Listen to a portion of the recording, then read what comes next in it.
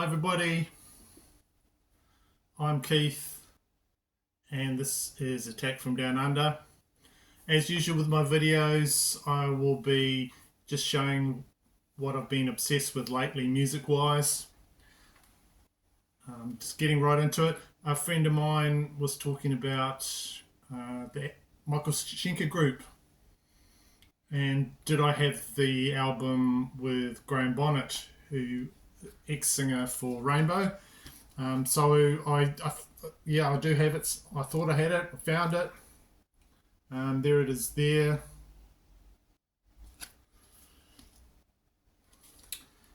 So looking online, like I always do, I always look on a website that posts basically daily what albums they have for sale, like used albums.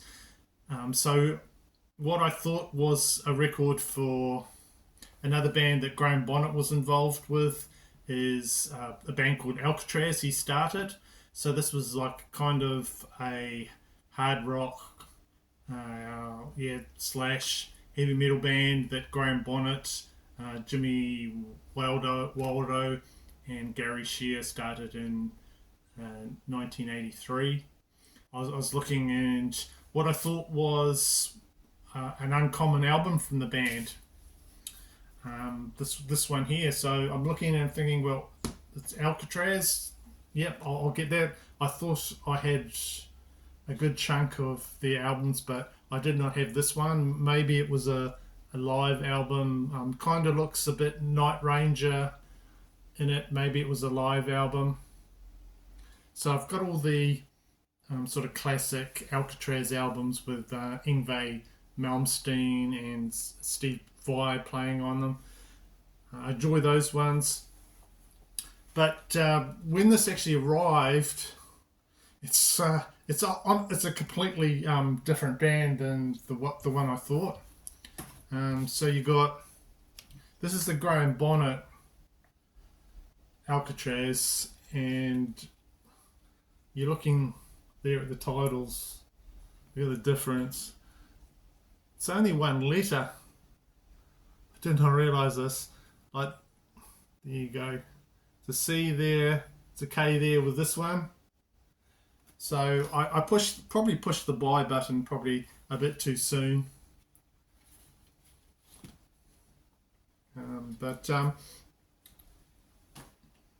Anyway, this band here, Alcatrazz with a K, not a C, is a band formed in 1980 and just part of British heavy metal new wave movement.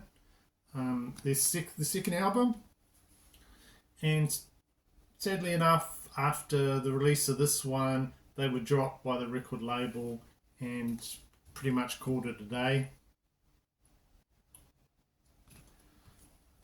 They tried to sort of sound a bit American, like AOR type stuff to get on the radio. You know, the British guys. Did not really work. You got the actually really good vocalist, Craig Stevens, guitarist, backing vocalist Bob Jenner, bass player Gary Bevan, and Nick Parsons. These guys just had no idea. I just thought it was another Alcatrazz album I did not have. There is one or two. I think there's just one, the one with the black tiger on the front. Do not have. So I thought this is one I needed to get. Completely wrong on this one. Totally different band. And these guys, they actually toured with quite a lot of heavy metal bands at the time, Samsung. So this was kind of a happy mistake to just discover this band when I thought I was getting this band here. And on the second side, the first song, Think It Over, that's a great song. That should have been, I don't know if it should have been a single, because very catchy and awesome. Just not a very hard listen at all. Some great guitar work, and This was kind of a happy mistake coming across this one. Radio 5 by Alkatrazz with a K, not a C. There. I'll show you the vinyl. Where is it? Blinded. Is it there? Oh, here it is. On RCA.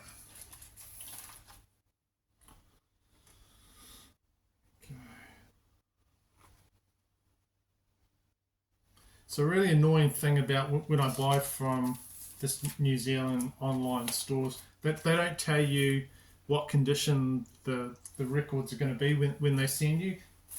So that's why I sort of don't buy as much as I used to, because they'll arrive and sometimes they're in top condition like that one, or sometimes they'll be like, you know, there'll be a note saying, oh, a bit rough or something like that, and you don't know until they arrive. So I've sort of stopped buying from that place, which is a bit annoying.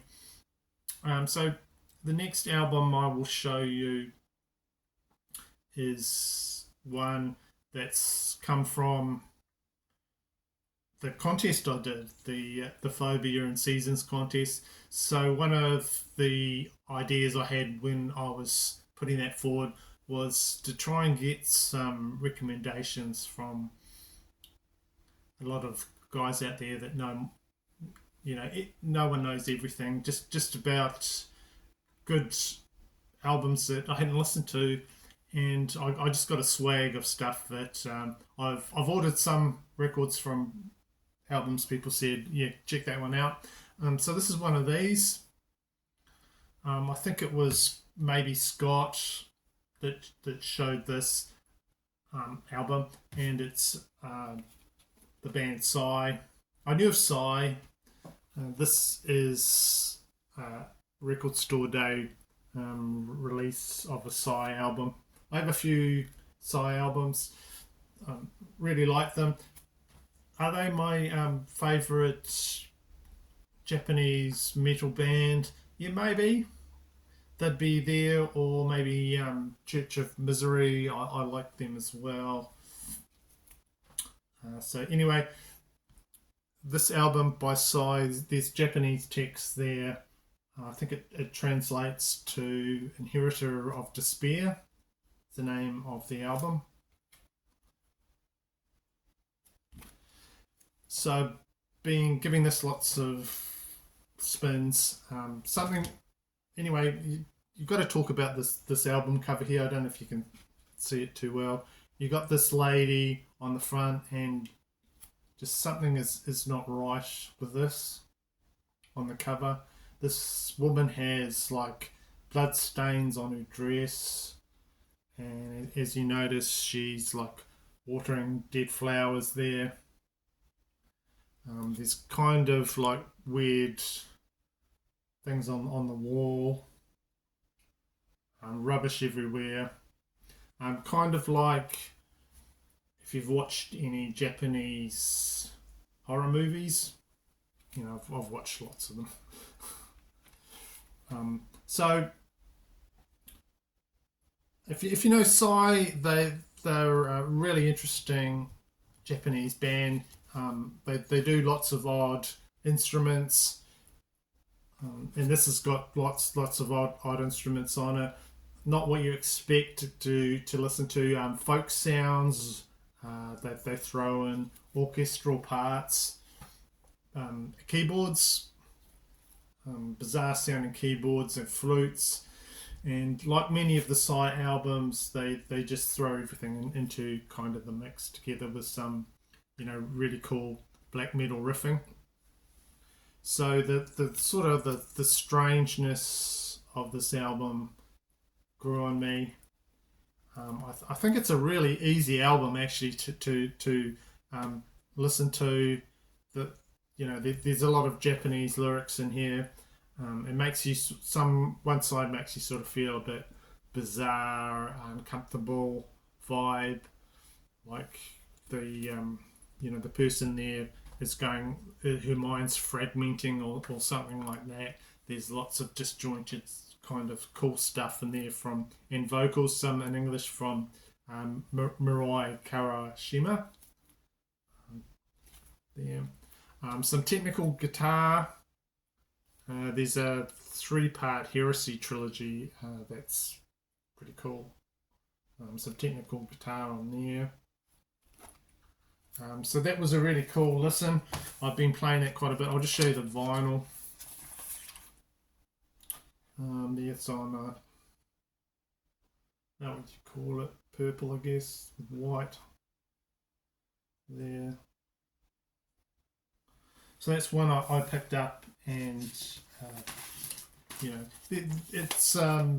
if you know, I love Sigh here, so that was a good one.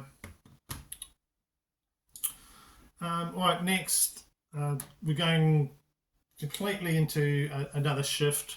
We're going to talk about the new album from Ghost, Skeleta. So there we go. It's a new album. This one they go even more totally pop, in a totally pop direction. If you don't know them, they're like a satanic sort of theme band that instead of being like really doomy with their sound, they're totally the opposite. They sing in a cheerful like pop music way about dark sort of themes. This is really like a massive project now. It's grown from the early album, which was very heavy metal, and on a lot of websites and that they show Ghost, which is they've gone quite pop now, amongst all the like massive heavy metal bands. They still support Ghost, which I think is pretty cool. So this is a project that's sort of spearheaded by Tobias Forge, a Swedish musician, but it's just grown to like there's so many contributors on his albums now. I was trying to count them all, and there's like near enough 30, probably more. So with this album, they have a new figurehead. Every reiteration of the albums, there's a new pope, a new papa. You might as well say pope, but papa. And he's the figurehead. He's the figurehead that is the singer, but it's actually Tobias Forge.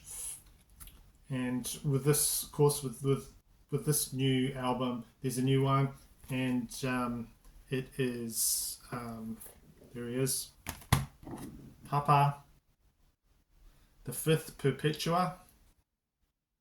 There he is, and with my copy, there's a collectible overlay on it. So what that means is you just put this over there. He's not on his throne, but when you put that in there, there he is, sitting on his throne, Papa. So it sort of mirrors the Catholic Church with they've got a new Pope as well. So a hair. Okay, so there we go. And they change up their musicians quite a bit for each new album as well.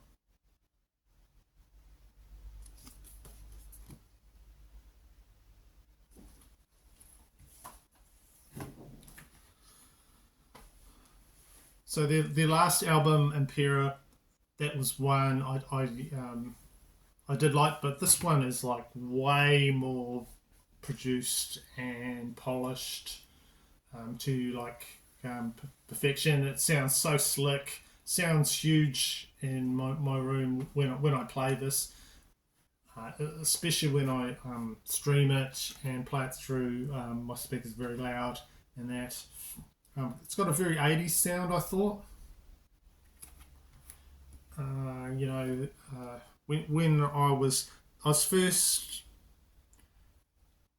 I was listening to, I preferred the second side of this to the first side. It's got the song Cenotaph and Missilla Amore there. It's just got love rockets. Just it's got the most catchiest hooks on the second side. There you go, very almost Def Leppard-y sort of thing. Where you got rocket, satellite of love. There, same sort of thing with Miss Missilla Amore on side two. And then you got the next song, Mark of the Evil One. You go there. Just so many hooks that just claw into your skin and make you listen. These guys, massive hooks, massive choruses on there. So God, it must take so much to put this whole thing together now. Just sort of made for stadiums, I guess. This band is getting bigger and bigger, and these are the sort of songs that translate well to that. We got the. I don't so much like this album cover that much, but it's all right. I have to say, and the singles Satanized and Peacefield are very pop and catchy, and on the last album I like the song Little Sunshine. That was a great song. The first side took a little bit more for me to get into. Like I was saying, I preferred the second side, but they've got the show. These are the showstopper songs on the first side, I guess. Just they're growing on me, and very good. Guiding Lights, De Profundis Borealis. They're all good. So if you sort of think, well, I wouldn't mind listening to some of them. A good starting point would be to check out their film. They've put out a concert film, but it's got a bit of a story to it. It's Right Here, Right Now. I've got that there. So if it's just pure pop. I think you can even check it out on YouTube, but I'm not 100% sure on that one. I think I did listen to quite a chunk of it on YouTube for a while, but yeah, with the production, just harkens back to Rocky. Anyway, so yeah, just going to talk about a few more things, and then that'll be it. One CD I've been playing incessantly is Lunar Strain by In Flames. So I think this is their first release, and they're a Scandinavian band. What you might call with them, they've got a fantastic sound that I've always liked. Always liked this band. And it's called the Gothenburg sound. Here you go, Gothenburg. When I was reading up about them, that they talked about that. And Flames. This is a reissue from 2014, a special edition. Got a booklet and everything. So, kind of when it starts off is sort of a space theme. There's even a song in here. It's got a self-titled song. So there's a song in here called In Flames from the band In Flames. There's even female vocals, there's instrumental parts, there's even a Irish sort of song in here. I'd read you the title of it, but the writing is very small on here. What's it called now?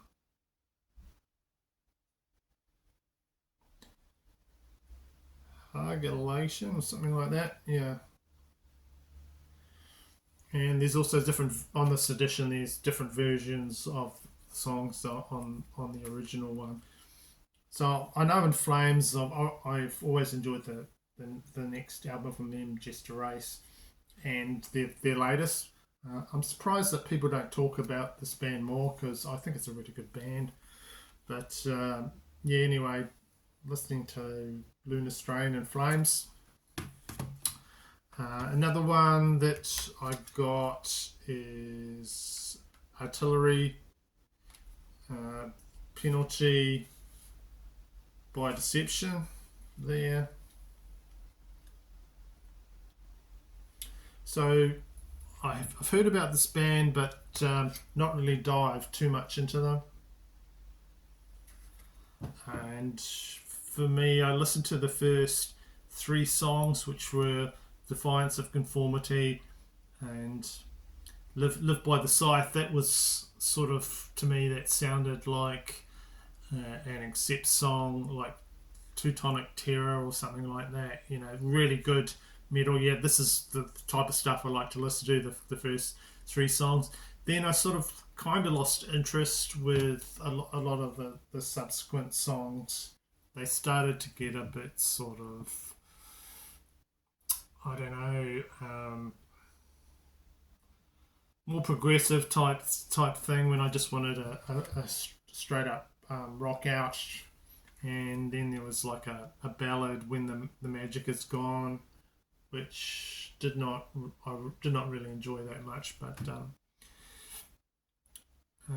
some of a good chunk of this I did like, but there was quite a bit that did not rate too highly with me.